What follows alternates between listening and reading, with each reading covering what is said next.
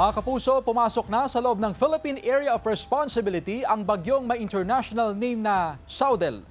Mababa ang tsansa nitong maglandfall sa anumang bahagi ng Pilipinas at mananatili lang sa northeastern boundary ng PAR. Hindi pa rin inaalis ang tsansa nitong maging super typhoon. Pero matuloy man o hindi, palalakasin nito ang habagat na magdadala ng maulang panahon sa mga susunod na araw. Bukod sa bagyong Obet, may dalawa pang bagyo sa paligid ng bansa na minomonitor ng Pag-asa. Ang may international name na Genari at Atsani. Sa ngayon, apektado ng habagat ang Luzon. Posible ang localized thunderstorms sa natitirang bahagi ng bansa.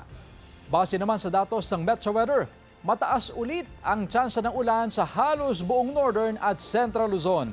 May malalakas na ulan sa ilang bahagi ng Cagayan Valley, Ilocos Region, Zambales at Bataan. May tsansa rin ng ulan sa iba pang bahagi ng bansa.